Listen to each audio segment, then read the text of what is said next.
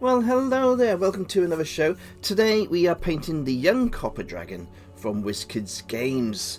It's a nice size, mid-sized dragon, good for your dungeons, and it's a very simple paint. We're going to paint this together today.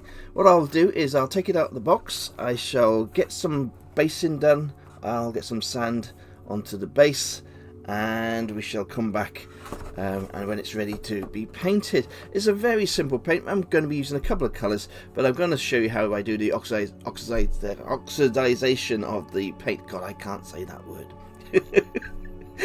Anyway, it's very simple. I've done a video on it before, but as this miniature is using the same copper effect, I want to get that that effect on the metal, and it's a lovely way to make statues for your miniatures as well. But it looks fab. So let's make a start. I'll get this all prepped up and be back in a couple of secs. For the base, I've got a nice little mix of gravel here. This is from the beach. What I've got here, some little stones from the beach and some sand. And what I've done, I've mixed all the little stones and the sand together, and it makes a really nice mix. It's really good for like a nice rocky base. Now what you need to do if you get any sand from the beach, and that's really important, is when you get the sand home from the beach, make sure you run the sand under water for a long time. It gets rid of all the nasty rubbish that's in there. Just use a sieve. Put the sand in a sieve if you can. Don't use your mum's sieve or she'll beat you up. What you need to do is just wash the sand and then just let it air dry. Put it on a nice big flat surface in the garden, or inside the house on a flat surface by the window. On the windowsill is a good idea, and I'll dry it out nicely, and it gets rid of any bugs and stuff that's actually in the sand. Now, to actually add the sand to the base, what we got here is some PVA glue, and the base has been stuck on with some super glue, and all I'm going to do is go around the base with the actual PVA glue. I'm just using a really manky old brush,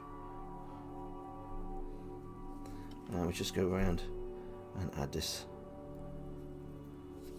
PVA glue. Now I'm going over the whole thing. I want to cover the whole of the base. So you maybe leave a few gaps, but you just really covering all the areas of the base.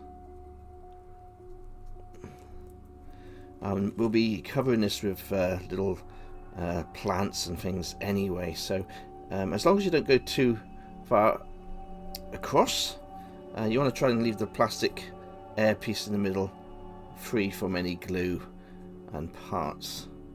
That's all we need to do with that. All we do then is go into our box of goodness, cover the whole of the item there, give it a little tap off, and use your thumb to go around the edge. Use your thumb to go around the edge of the actual rim of the base. This will get rid of any excess, and it'll keep it nice and tidy. It's the worst thing I ever see with miniatures is somebody can be an absolutely fantastic painter and paint the most beautiful miniature, but what they do, they leave the base and the rim of the base with little bits on it, and it ruins the miniature because it looks so untidy. So you try to make the base as tidy as possible around the rim, so you don't want any bits on the rim side there. So we let that dry, and that'll be covered with a wood stain brown, and I'll show you how to finish that off later. As for the actual copper dragon, what we got here, this is the actual dragon. It's a very nice dragon, and I was very pleasantly surprised there wasn't any bad flashing or mold lines. Wizkids are known for some very bad miniatures with their mold lines, and especially on the smaller miniatures, but the dragons are often quite well done, and this particular dragon is in very good shape and very nice.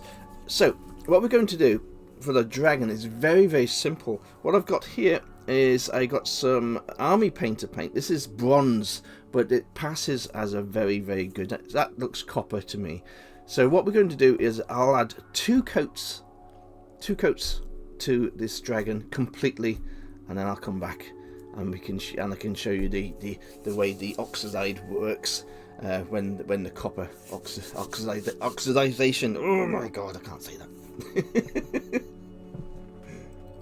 I've added 2 coats of the copper paint, and it looks fantastic on the dragon.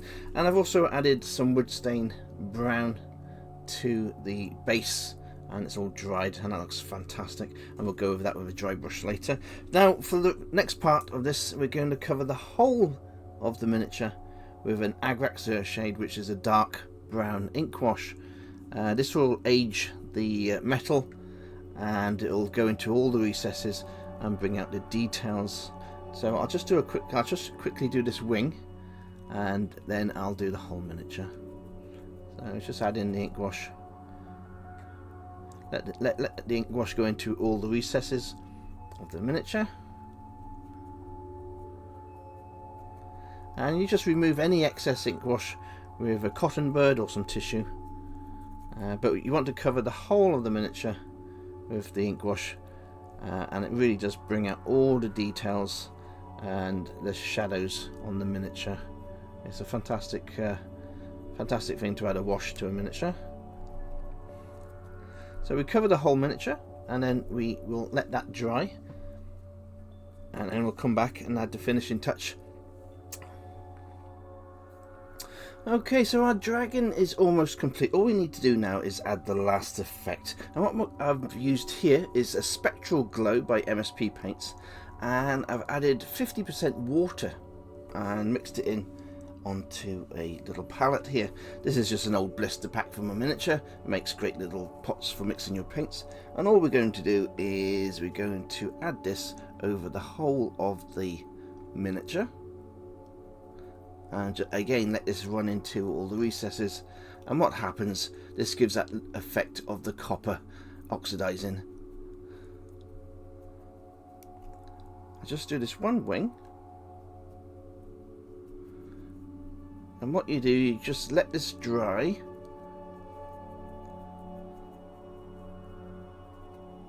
and the magic will then appear. So what I'll do is I'll let all this dry, and then I'll give you a little 360 of how the actual miniature looks when it's completely dry and finished.